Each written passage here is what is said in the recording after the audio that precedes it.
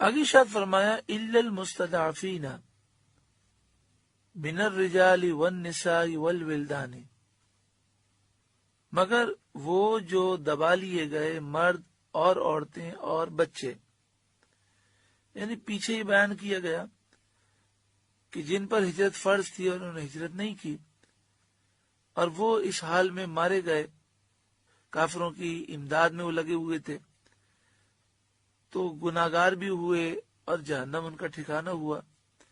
تو اب یہ بیان کیا جا رہا ہے کہ ہاں ایسے کمزور مرد، عورتیں اور بچے کہ جن میں ہجرت کی طاقت نہ ہو یا انہیں کافروں نے جیل میں ڈال دیا ہو، وہ وہاں سے بھاگ نہ سکتے ہوں، لا یستطیعون حیلہ، جنہیں نہ کوئی تدبیر بن پڑے کفر کی زمین سے نکلنے کا اور ہجرت کرنے کا کوئی طریقہ ان کے پاس نہ ہو، ولا یہتدون سبیلا، اور نہ ہی وہ راستہ جانتے ہوں کہ ہم کیسے یہاں سے بھاگ کر جائیں، فَأُولَئِكَ عَسَى اللَّهُ أَن يَعْفُوَ عَنْهُمْ، تو قریب ہے کہ اللہ ایسوں کو معاف فرمائے گا کہ وہ کریم ہے، اور کریم جو امید دلاتا ہے پوری کرتا ہے، تو معنی یہ ہے کہ یقیناً اللہ تعالیٰ معاف فرمائے گا۔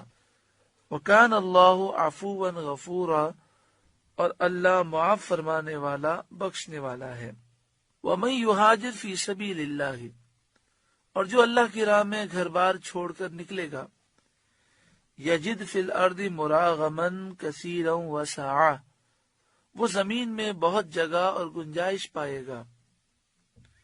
جس نے اللہ کی رضا کے لیے اپنا سب کچھ قربان کر دیا تو زمین میں وہ بہت وسعت اور بڑا اللہ تعالیٰ کا کرم وہ پائے گا۔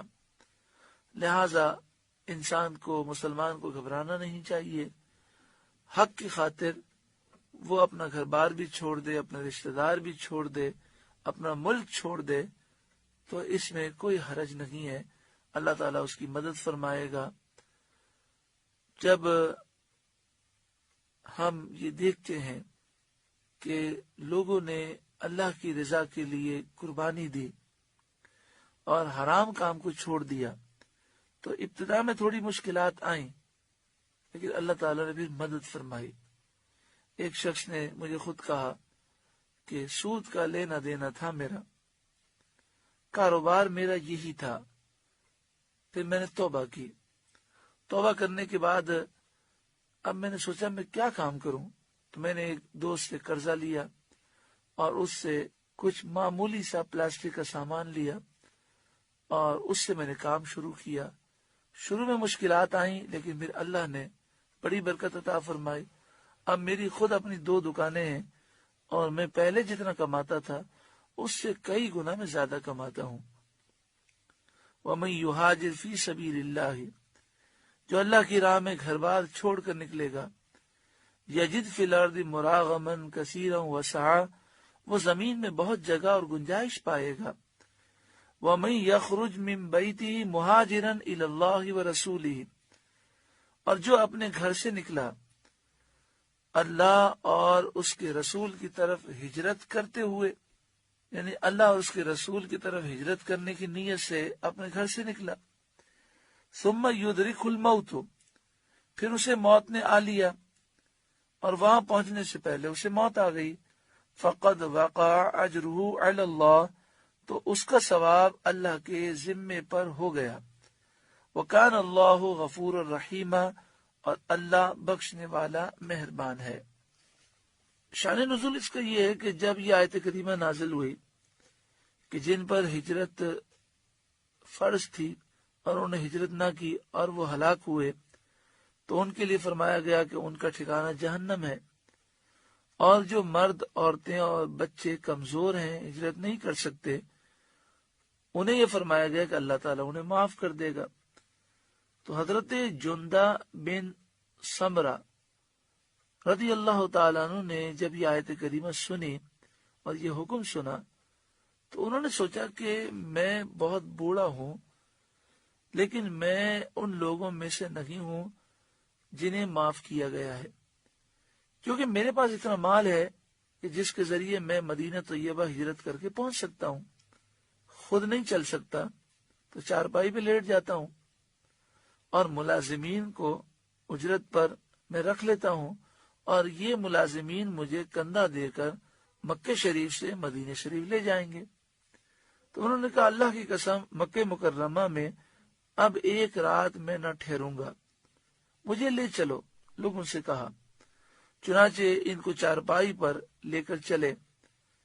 مقام تنعیم میں آ کر ان کا انتقال ہو گیا. مقام تنعیم جہاں آج کل مسجد عائشہ ہے. مکہ شریف میں جو لوگ جاتے ہیں اور جو لوگ پہلے گئے ہیں وہ جانتے ہیں کہ مکہ شریف سے اگر عمرہ ادا کرنا ہو تو عام طور پہ لوگ یہ کرتے ہیں کہ حرم شریف سے مسجد عائشہ جاتے ہیں اور وہاں سے عمرے کی نیت کر کے آتے ہیں اور پھر عمرہ ادا کرتے ہیں. تو جہاں مسجد عائشہ ہے اسے مقام تنعیم کہتے ہیں. تو یہ مکے سے باہر نکلے اور یہاں پہنچے اور ان کا انتقال ہو گیا. اب ان کا آخری وقت جب آیا انتقال سے پہلے تو اس مقام پر انہوں نے جب دیکھا کہ اب میرا انتقال ہونے لگا ہے تو انہوں نے اپنا سیدھا ہاتھ الٹے ہاتھ پر رکھا اور کہا یا رب یہ تیرا اور تیرے رسول کا میں اس پر بیعت کرتا ہوں جس پر تیرے رسول صلی اللہ علیہ وسلم نے بیعت کی. یہ خبر پا کر صحابہ کرام رضی اللہ تعالی عنہم نے فرمایا کاش وہ مدینے پہنچتے تو ان کا اجر کتنا بڑا ہوتا. اور مشرک ہنسے اور کہنے لگے کہ جس مقصد کے لیے جس مطلب کے لیے نکلے تھے وہ نہ ملا. اس پر یہ آیت کریمہ نازل ہوئی کہ جو اپنے گھر سے نکلے اللہ اور اس کے رسول کی طرف ہجرت کرنے کے لیے پھر موت آ جائے فقد وقع اجرہ علی اللہ تو اس کا ثواب اللہ کے ذمے پر ہو گیا. اس کا ثواب اللہ کے ذمے پر ہو گیا اللہ کے وعدے اور اس کے فضل و کرم کی وجہ سے، کیونکہ اللہ تعالیٰ پر کوئی چیز واجب نہیں ہے. کوئی چیز اس پر واجب ہو بطریق استحقاق اس کی شان اس سے عالی ہے.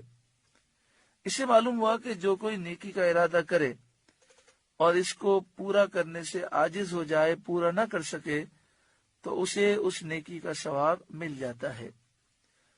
علم کی طلب میں، جہاد میں، حج میں، زیارت میں، عبادت میں اور زہد و قناعت میں اور رزق حلال کی طلب میں وطن کو چھوڑنا اللہ اور اس کے رسول کی طرف ہجرت ہے.